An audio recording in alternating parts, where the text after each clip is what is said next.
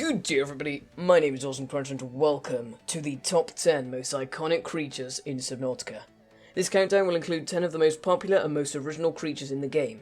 Many of them have been in the game since the very beginning, while some of them have only been recently fully implemented. Even so, each of these creatures impact your game experience highly significantly in different ways, whether you're an experienced player or not. Now let's get this thing going. Coming in at number 10, the Mesmer. The Mesmer has been in the game for a long time now, however recently it was massively updated. It is now able to pull the player towards it through hypnosis, and also has the ability to manipulate what the player is hearing. Swim closer now. It hypnotizes you into thinking that your PDA is telling you to go towards it. This of course results in the player being attracted to it and going towards it. Number 9, the Bladder Fish. When it was added to the game back on January 16th, 2015, the Bladder Fish was the Bladder Fish's original name. It was then later changed to the Air Sac in early development, and then it's now changed back to Bladder Fish in the recent Prawn Suit update. It's an extremely iconic creature due to the fact that in the very early game they are one of the only sources of water for the player. They will likely be one of the first creatures you will see when starting a new game, and so they are very popular. Number 8, the Stalker. The original Stalker used the same model as the Lava Lizard in earlier stages of the game. It was later removed in favour of the current Stalker model, and the Lava Lizard model was given to the Lava Lizard.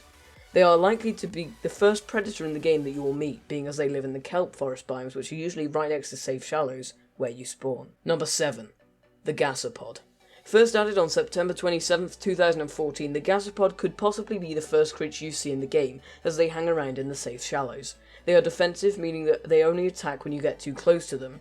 They're also extremely slow, so it's very easy to escape from them when they do release their gas pods in an attempt to divert you away from them. Number 6. The Reefback. A very early concept for the Reefback was the ability to build bases on their backs, however this was scrapped as it was far too difficult to program.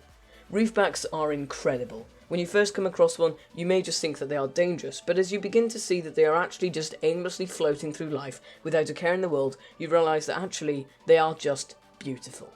The most recent update also now means that Reefbacks harbour life for plants and various creatures, making the experience of meeting one all the more incredible. Number 5. The Warper.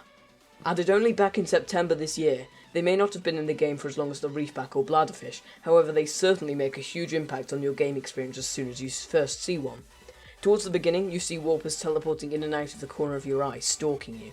However, as the game progresses, you become the prey and the Warpers become the predators. These literal killing machines have the ability to warp itself and other forms at will. This includes you.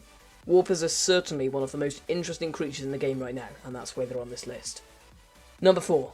The Sea Dragon Leviathan. You may be wondering why this creature is not as close to number 1 slot as you previously thought. My reason behind this is that the Sea Dragon is actually reasonably new in comparison to the top 3, only being fully added to the game on the 22nd of September this year. It was only announced about a year ago, whereas the other 3 have been known about pretty much since the beginning of Subnautica. Currently the largest aggressive creature in Subnautica, they can one-shot a sea moth, kill you in a single bite by swallowing you whole, and overall cause some serious problems for you when you do eventually come across one. A little known fact about the sea dragon is that the sounds for it were made by combining the sounds of a tiger, bull, and an elephant.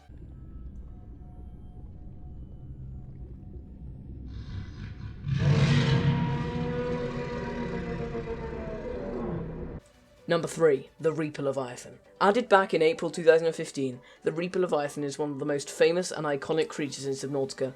Funnily enough, the Reaper Leviathan was originally planned to be the same size as the Sand Shark and Bone Shark, however the devs thought, let's just make it bigger.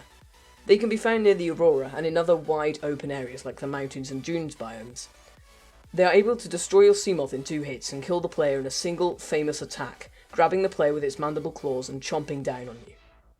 Number 2. The Sea Emperor. Yet to be fully implemented into the game, the Sea Emperor went through many in-development names such as Emperor Leviathan and Grand Leviathan before the developers settled on Sea Emperor. Once fully implemented, the Sea Emperor will be larger than the Sea Dragon Leviathan and will become the biggest creature in the game. It is estimated that at full size the Sea Emperor will be the length of 4 Cyclops submarines. Interestingly enough, despite the size of the Sea Emperor, its diet consists solely of microorganisms filtered from the water. This creature is one of the most iconic in Subnautica due to the hype built around its future plans and its incredible reveal shown in the Subnautica Early Access trailer.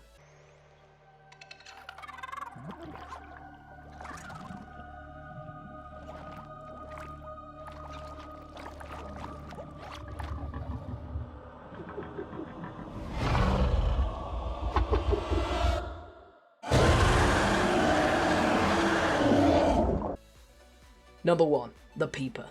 The Peeper is considered the mascot of Subnautica, as it is the game's icon, the Discord image, and is probably the best known of all creatures in Subnautica. Based in the safe shallows, the Peeper will likely be one of the first creatures you will encounter.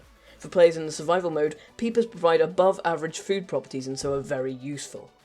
It is the preferred prey of the Stalkers, and so if you meet a Peeper near a kelp forest, just remember that a Stalker is likely nearby. Very old concept art refers to the Peeper as the aqua bird, but you can see why they chose the name Peeper. They are diurnal, meaning that they are only active during the day, where they are often seen leaping out of the water, whilst at night time they move much more slowly and some completely stop. So there you have it, that was the top 10 most iconic creatures in Subnautica. I hope you agreed with the list. If you enjoyed the video, be sure to give the video a like, and if you feel like you disagree with the list at all or want to suggest some improvements, feel free to drop some comments down below. Other than that, the video is finished, so thanks for watching. Remember, if you did enjoy the video, give it a like. If you're feeling really generous, subscribe to my crunchy day, but until next one, I'll see you guys in the next one. Ta-ra, my friends.